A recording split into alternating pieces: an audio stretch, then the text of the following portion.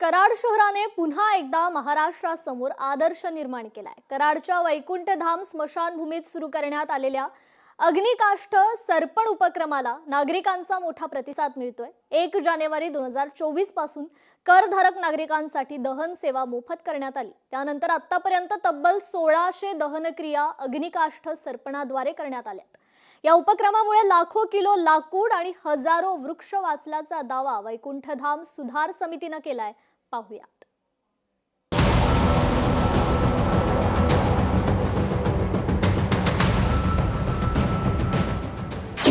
कराडची स्मशानभूमी बनली महाराष्ट्रासाठी आदर्श। 1600 अग्निकाष्ठ सर्पण दहनातून हजारो वृक्ष वाचवले। आदर्श वैकुंठधामचं राज्यात अनुकरण करण्याची मागणी।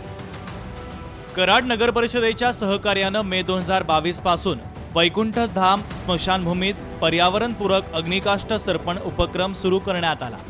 पारंपरिक लाकडाऐवजी शेण, माती आणि पर्यावरणपूरक घटकांपासून तयार केलेल्या अग्निकाष्ठाचा वापर दहनासाठी केला जातोय। जानेवारी 2024 पासून कराड शहरातील करधारक नागरिकांसाठी ही सेवा पूर्णपणे मोफत करण्यात आली।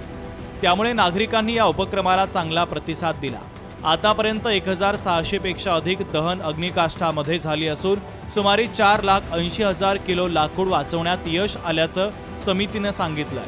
त्यामुळे हजारो वृक्षतोड रोखण्यास मदत झाली आहे। विशेष म्हणजे कराडची वैकुंठधाम स्मशानभूमी केवळ दहनभूमी न राहता आता एक सुंदर, स्वच्छ आणि हिरवाईनं नटलेलं ठिकाण बनली आहे। थंडावा देणारी झाडं, कारंजे, आकर्षक बाग, भगवान शंकराची मूर्ती तसंच निसर्गरम्य वातावरणामुळे येथे येणाऱ्यांना वेगळाच अनुभव मिळतोय।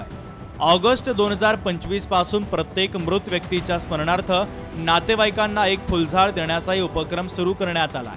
पर्यावरण संवर्धनासोबतच सामाजिक जाणीव जपणारा हा उपक्रम म्हणून त्याचं कौतुक होत आहे। कराडच्या या वैकुंठधामची दखल आता सातारा जिल्ह्यासह संपूर्ण महाराष्ट्र घेत असून ही स्मशानभूमी राज्यासाठी आदर्श ठरते आहे। पर्यावरण जनजागरण अभियानांतर्गत आम्ही इथल्या कराडमधल्या दहनासाठी अग्निकाष्ठ हे पालापाचोळा, शेण, मळीची माती, बग्याच याच्यापासून बनवलेलं सर्पण उपलब्ध करून दिलं। ही जी रक्षाजामा होती त्या रक्षेतले चिकडून रक्षा फक्त तुम्ही नदीला अर्पण करा, बाकीची सगळी रक्षा आम्ही ताब्यात घेऊन नगरपालिकेच्या ताब्यात देत होतो आणि त्यांच्याकडून ती खतात त्याचा वापर केला जात होता। ह्या दोन्ही गोष्टी म्हणजे नदीचं प्रदूषण वाचलं, वृक्षतोड वाचली। ज्या हेतूसाठी ही संस्था आम्ही सुरू केली तो हेतू साध्य झाला।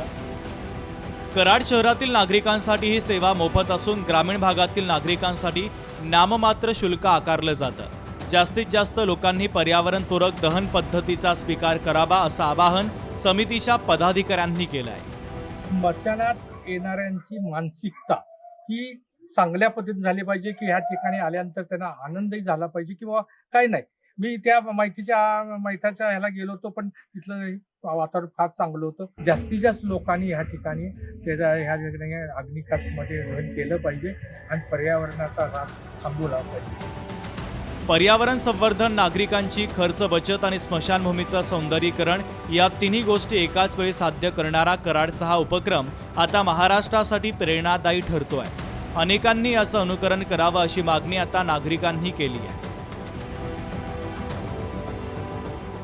पर्यावरणाला एक चांगला संदेश या समितीच्या माध्यमातून देण्यात आलेला आहे। एकंदरीतच सध्या सुरू असणारा या ग्लोबल वॉर्मिंग आणि असणारे उष्णतेचं प्रमाण याच्याकडे गांभीर्याने विचार करत हा महाराष्ट्रातल्या या वैकुंठधाम समितीचा हा उपक्रम खऱ्या अर्थानं कौतुकास्पद होत आहे। आणि याच पार्श्वभूमीवर आता इतरही विभागातल्या स्मशानभूमीच्या समितीने देखील असा निर्णय घ्यावा, तेव्हाच पर्यावरण वाचू शकतं असा देखील संदेश या निमित्तानं समोर आलेला आहे। इम्तियाज मोजावर, लोकशाही मराठी, सातारा। लोकशाही मराठी ऐका, पहा, जागरूक रहा।